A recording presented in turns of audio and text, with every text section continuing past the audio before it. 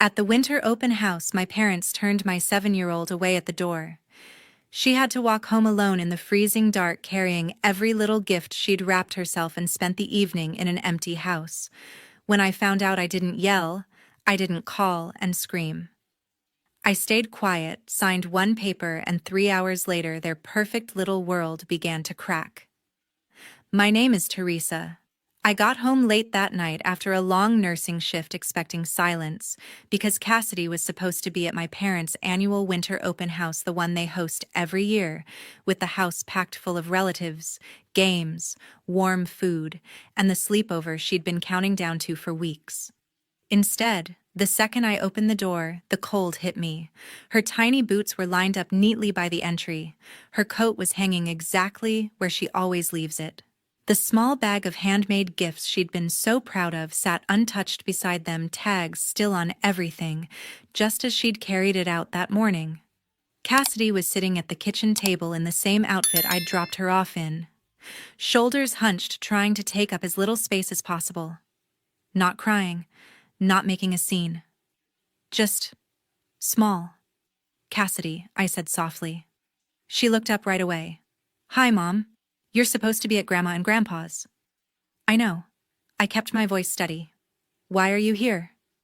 She hesitated, then answered in that flat tone kids use when they've already practiced the words. "They said there wasn't enough room for me." I felt something inside me go still. I sat down beside her, pulled her into my arms, and held her tight while the anger started building. But I didn't let it out. Not yet. If you've ever been shut out by the people who are supposed to love you unconditionally, drop it in the comments. Tell me I'm not alone. And subscribe, because this one gets darker before it gets better. I held her there for a long moment, feeling the small rise and fall of her breathing against my chest. She didn't pull away, just stayed pressed close, like she was afraid to let go. Finally, I eased back a little and brushed the hair from her face. "Sweetheart," I said softly, "can you tell me what happened?" "From the beginning." Cassidy nodded, but the words didn't come right away. She picked at the edge of her sleeve, eyes fixed on the table. At 7, she wasn't great at lining everything up in order, so I had to draw it out gently, one piece at a time. "You got to Grandma and Grandpa's okay?" I asked. "Yeah."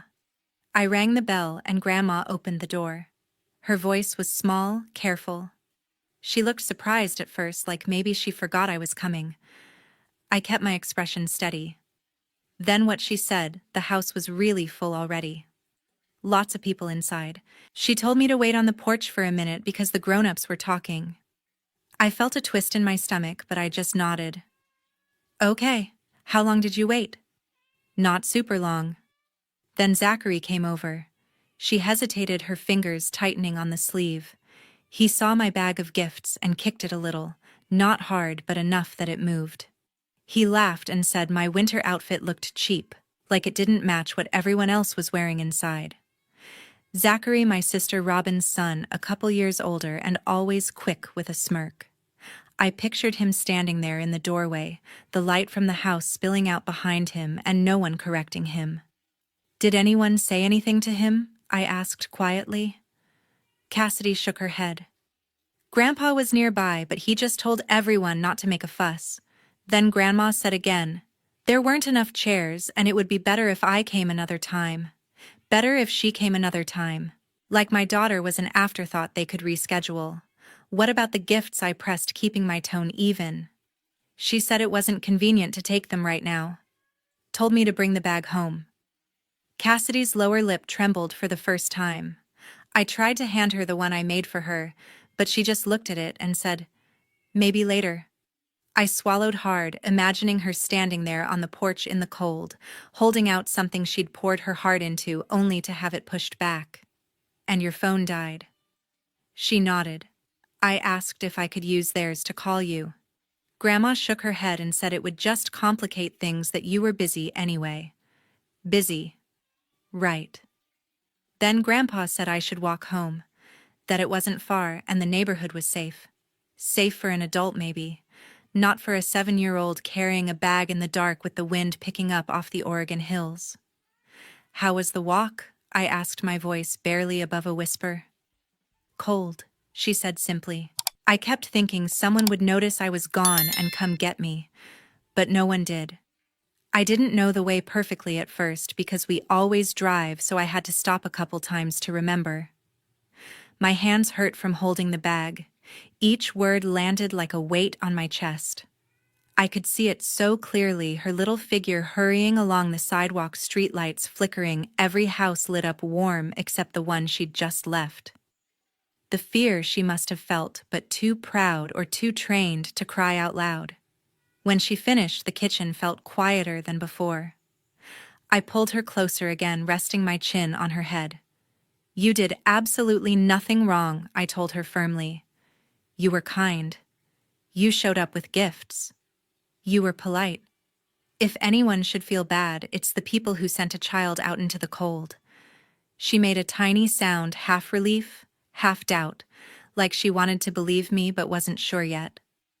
I stood up, still holding her hand. Come on. Let's get you warmed up. I made hot chocolate the way she liked, extra marshmallows floating on top, the steam rising in curls. We moved to the couch, wrapped in the same blanket, her head against my side. She sipped slowly at first, then faster as the warmth sank in.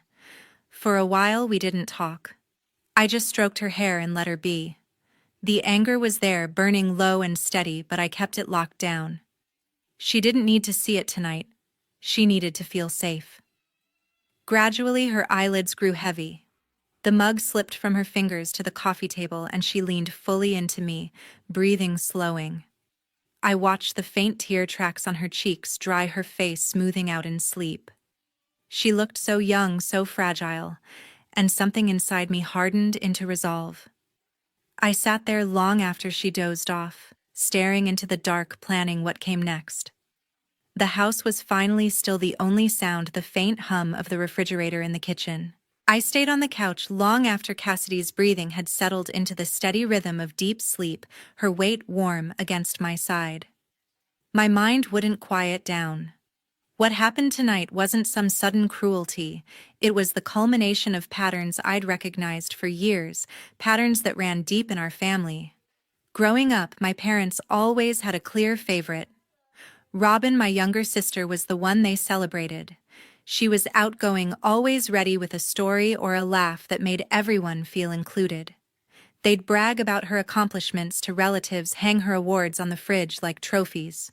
Me, I was the quieter one, the one who needed more time to open up. When I went through my divorce young, after Cassidy's father walked out without looking back, they treated it like a personal failure on my part. They helped once with a small check that covered barely a month's bills, and then told everyone how generous they'd been, as if that single gesture erased any further obligation. Robyn played her role perfectly in their eyes. She'd send the occasional text during my hardest months, something like, "Thinking of you, hope things get better." But when I actually needed someone to watch Cassidy or help with groceries, she was always too busy with her own life. It wasn't outright hostility. It was just absence when it mattered most. She cared enough to look good, not enough to show up. Then there was Grandpa George, my mother's father, the one person who never made me feel like a disappointment. He was the steady presence in my life, the one who showed love without conditions or scoreboards. After the divorce, when I was scrambling to keep things together as a single mom working shifts, he stepped in quietly. Every month he covered part of the mortgage payment on my parents' house, the big place they loved, showing off because he wanted the family to have space to gather during the holidays. He'd slip me extra for Cassidy's needs too, never making a fuss about it. But he wasn't perfect. We'd had our share of arguments over the years. He hated how fiercely independent I became, pushing away help because I didn't want to owe anyone. There was one blow-up I still remembered clearly. He accused me of shutting people out, of punishing myself more than necessary. "You don't have to do everything alone," he'd said, voice raised in frustration. I'd fired back that relying on family hadn't exactly worked out for me. We didn't speak for weeks after that, but he never stopped the support. Eventually we patched it up with his usual gruff apology and my quiet acceptance. He was getting older now, his legs giving him trouble on stairs, his energy not what it used to be. He lived alone in his modest home a short drive away, managing with a walker on bad days, but still sharp as ever upstairs. Cassidy adored him. He'd let her help in the kitchen, tell her old stories about when I was little, and always had time for her drawings or questions. He'd light up around her in a way that made the rest of the family's indifference stand out even more. What hurt the most was remembering how he used to talk about why he helped with the house. "So there's room for all of you," he'd say, especially around winter gatherings. Family should have a place to come together when it's cold outside. He believed in that, deeply poured his retirement savings into making it possible. Yet lately visits to him had dwindled. My parents would call occasionally to check in, then act like that counted as real effort. Robyn barely mentioned him unless it involved some future benefit. Sitting there in the dim living room, I traced those threads back further. The favoritism wasn't new. It had shaped how they saw obligations, who deserved what. They'd built their comfortable life partly on Grandpa George's generosity, treating it like something earned rather than given freely. And now that same mindset had extended to Cassidy, my bright, eager daughter, reduced to an inconvenience because she didn't fit neatly into their evening. The unfairness of it settled heavy in my chest. He'd given so much to keep the family connected, only to watch them pull away when he needed them more. And tonight, they'd used the space he helped provide to exclude the one person who still looked forward to being part of it all.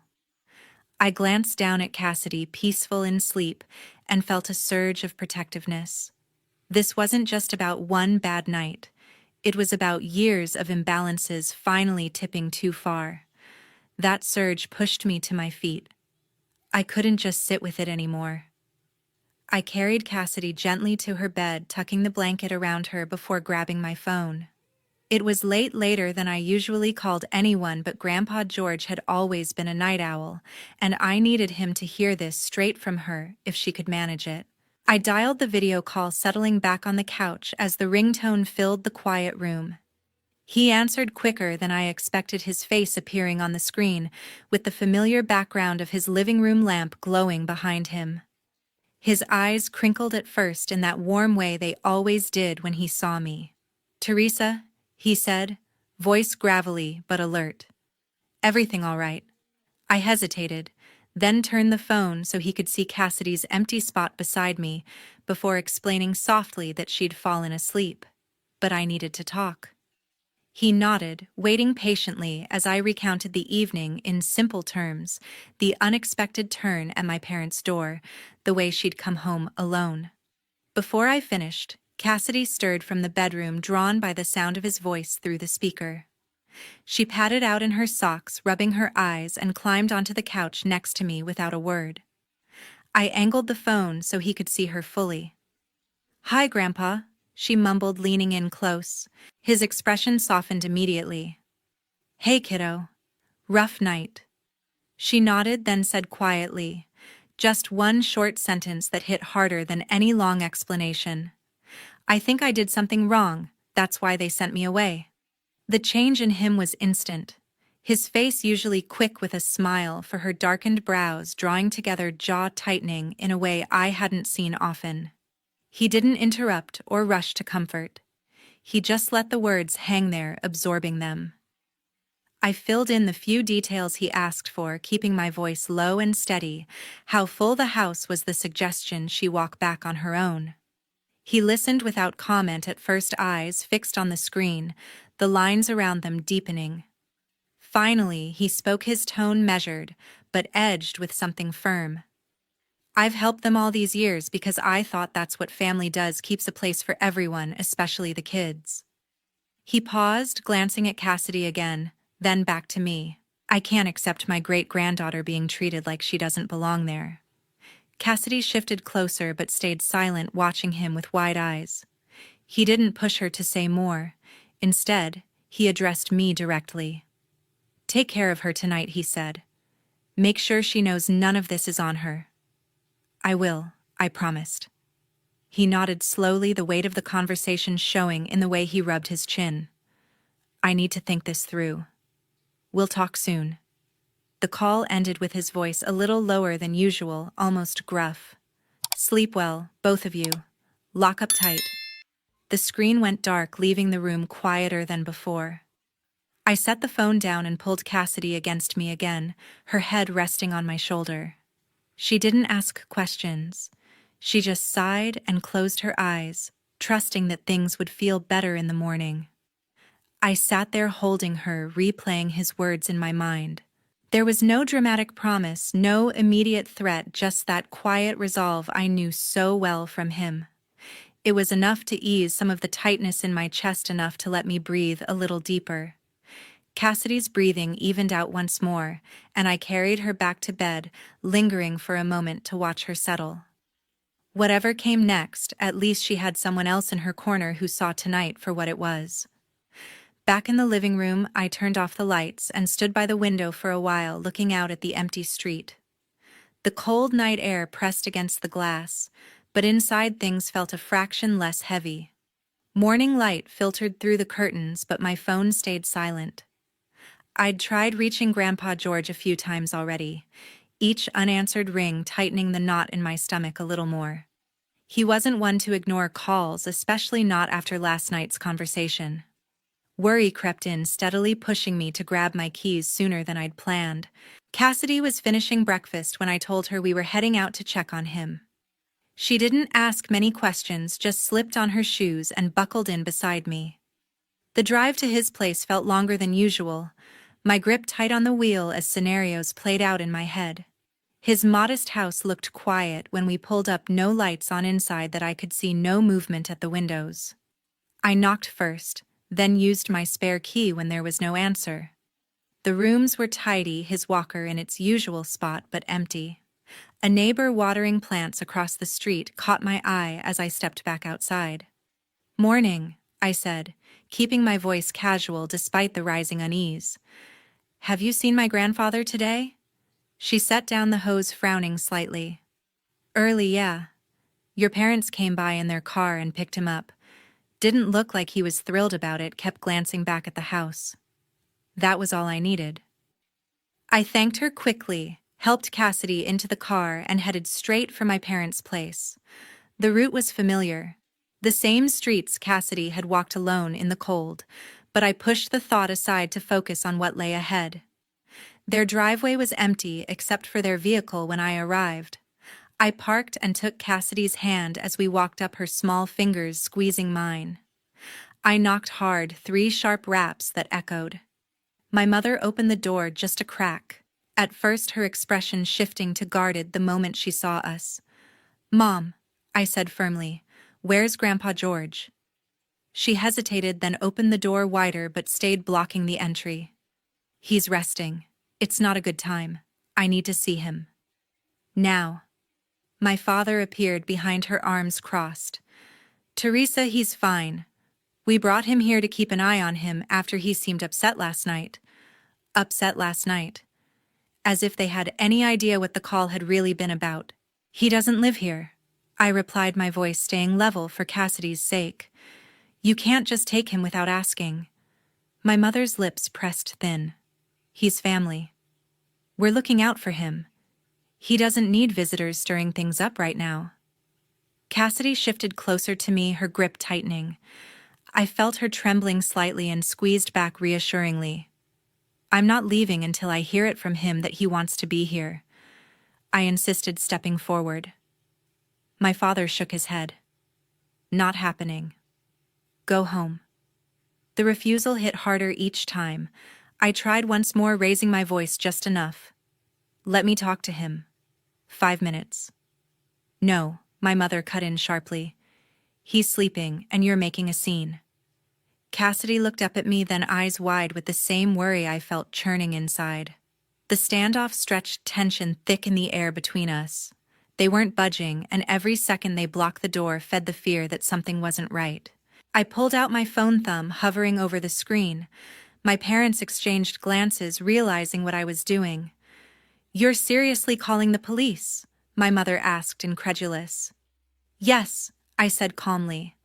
I'm requesting a welfare check on my grandfather, an elderly man who may have been taken from his home without consent. I dialed 911, speaking clearly to the dispatcher. Grandpa George advanced age mobility issues, last seen being picked up early this morning by family members who are now refusing access. Possible concern he's not there voluntarily. I gave the address and stayed on the line until they confirmed officers were en route. My parents stood there, faces tightening with frustration and something close to panic. Cassidy held my hand tighter, staying quiet but close. The wait felt endless, the cold morning air biting as we stood on the porch they wouldn't let us cross. The patrol car pulled up within minutes, 2 officers stepping out and approaching the porch with calm professionalism.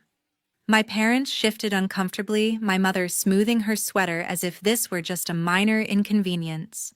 The lead officer asked a few straightforward questions: who lived here, relation to Grandpa George, reason for the call. My father tried to take control. There's no emergency. He's family resting inside. This is all a misunderstanding. The officer nodded politely but didn't back down. We still need to speak with him directly to confirm he's okay and hear of his own choice. My mother glanced at me with a mix of anger and embarrassment, then reluctantly stepped aside. The officers entered and we followed at a distance, Cassidy staying close by my side, her hand still in mine. The house smelled faintly of coffee and the lingering warmth from last night's gathering, but the atmosphere felt heavy now. Grandpa George was seated in the back living room, his walker within reach, a blanket draped over his lap. He looked tired, lines deeper around his eyes, but his gaze was clear and focused when he saw us. One officer crouched slightly to his level, speaking respectfully. "Sir, are you all right? Do you need any medical assistance?" He shook his head. "I'm fine physically." "And are you here because you want to be—" A pause. Grandpa George glanced toward my parents standing in the doorway, then back to the officer. "No. I'd like to go home." The words were simple, but they landed with finality. My mother started to protest. "He's confused. He doesn't mean." But the officer raised a hand, gently cutting her off without rudeness. "Ma'am, he seems clear-headed. We'll assist him if that's his wish." They helped him to his feet, steadying him as he gripped the walker. Cassidy let go of my hand and moved forward instinctively, taking his arm on the other side. He gave her a small, grateful smile as we all made our way out. My parents watched in stunned silence, no more arguments coming as the officers ensured he was safely in my car. The drive back to his house was quiet at first. He sat in the front passenger seat, staring out the window while Cassidy reached forward from the back to rest her hand on his shoulder. I kept glancing over, waiting for him to speak. "Thank you," he said eventually, voice rough. "Didn't expect it to come to that." "You don't have to explain," I replied softly. "We're just glad you're okay." We got him settled at home, fresh coffee, his favorite chair by the window. He seemed more himself there, the tension easing from his shoulders. After a while, he looked at me directly. "I've already contacted my lawyer this morning. We should go now, while I've got the clarity." Cassidy and I exchanged glances, but we didn't question it. The office wasn't far, a small firm he'd used for years. The attorney greeted us warmly, leading us to a conference room with wood paneling and stacks of files. He spread out documents on the table, adjusting his glasses as he addressed Grandpa George first. "We've discussed updating the will," before he began evenly. "The current version leaves the bulk to your daughter and her family, with provisions for Robyn as well. Changing beneficiaries now is straightforward since you're of sound mind, but I have to warn you, disinheriting close family can lead to contests after you're gone. They might claim undue influence or question capacity." Grandpa George listened intently, nodding. "I understand the risks. I've thought about this longer than today." The lawyer turned a few pages, pointing out sections. "We can redirect everything: savings, investments, the remaining property interests to Teresa, and a trust for Cassidy's education and future. It's clean, revocable only by you while you're able." I sat quietly watching as he explained the safeguards medical affirmation of capacity if needed, witnesses present. Cassidy stayed right beside her great-grandfather, her small hand wrapped around his the entire time. She didn't say a word, just watched his face with that serious expression kids get when they sense something important. He asked a couple clarifying questions about timelines about protecting Cassidy long-term. The attorney answered thoroughly, no rush, making sure everything was understood. When it came time, Grandpa George took the pen without hesitation, signing where indicated, initialing pages with steady strokes. The lawyer notarized, witnesses from the office signed, and it was done. He slid copies across the table, the weight of the moment settling in the room. Grandpa George leaned back, exhaling slowly. Cassidy squeezed his hand tighter, her eyes fixed on him, silent but present in a way that said more than words could. My phone started buzzing more than usual in the days that followed. The first real outburst came from Robyn. I was folding laundry when her name lit up the screen. I almost let it go to voicemail, but something made me answer. Teresa. Her voice cracked right away, thick with tears. What have you done? I stayed silent, waiting. You manipulated him. She went on, the words tumbling out between sobs. He's old, he's confused, and you took advantage. How could you turn him against us like this after everything the family has been through? I leaned against the counter, keeping my breathing even. Cassidy was in the next room, coloring, oblivious for now. He wasn't confused, I said calmly. He knew exactly what he wanted. She didn't let me finish. This is about money, isn't it? You've always been jealous. Mom and Dad gave you chances, and you threw them away. Now you're stealing what's supposed to be for all of us, for Zachary's future, for the house, for everything Grandpa worked for. The accusations kept coming, layered with years of resentment. She painted me as the schemer, the one who whispered in a vulnerable old man's ear to secure a bigger share. Each claim twisted facts I'd lived with for decades. When she paused for breath, I spoke. You mean the house he paid for while you all enjoyed the space? The same space you decided didn't have room for a 7-year-old one cold night. She faltered. That was different. It was crowded, things got hectic, and sending her out into the dark alone was the solution. My tone stayed low, measured. Letting Zachary mock her clothes while you stood by, refusing to even let her borrow a phone. It wasn't like that, she insisted, voice rising again. You're blowing it out of proportion to justify this betrayal. I didn't raise my voice. It's not betrayal to protect what's right. You've all benefited from his generosity for years, taken it without question. But when it came to treating his great-granddaughter with basic decency, there wasn't room. She started crying harder, switching to please. Talk to him. Fix this. He'll listen to you. Zachary deserves no. I cut in gently but firmly. He doesn't get to decide that anymore. The line went quiet except for her breathing. Then my mother's text came through almost simultaneously, a long message full of blame, calling me ungrateful, saying I'd broken her father's heart and destroyed the family. She ended with a threat to fight it legally to prove Grandpa George wasn't in his right mind. I read it once, then set the phone down. Robyn was still on the line, waiting for a response that would soften things. Instead, I said the only thing left. My daughter has learned how to stay silent from this family. Then I hung up. The phone buzzed again almost immediately. More texts, another call from a number I recognized as my father's. I let them pile up for a moment, reading the escalating anger, the shift from tears to outrage. They accused me of isolating him, of poisoning years of relationships for my own gain. I didn't reply to any of it. When the notifications became too much, I blocked Robyn's number first, then my mother's, then my father's. One by one, the connections severed with a few taps. No dramatic declaration, no final message, just silence on my end. Cassidy wandered in, then holding up a drawing for me to see. I smiled, took it from her, and hung it on the fridge without a word about the phone. She didn't need to know the details yet. The quiet that followed felt different, cleaner, like closing a door that had been letting in cold air for too long. No more explanations, owed no more defending choices they'd never understood. I deleted the voicemail notifications without listening, cleared the text threads, and turned the phone face down. Whatever came next, legal threats or regret, I wasn't opening that door again. Looking back now, the change feels like a quiet revolution in our daily lives. Grandpa George moved in with us not long after everything settled, and we transformed the house to make it truly comfortable for him. Wider doorways, a new ramp at the entrance, grab bars in the bathroom, and his bedroom on the main floor, so stairs weren't an issue. He grumbled at first about being a burden, but the truth was, he brought life to the place.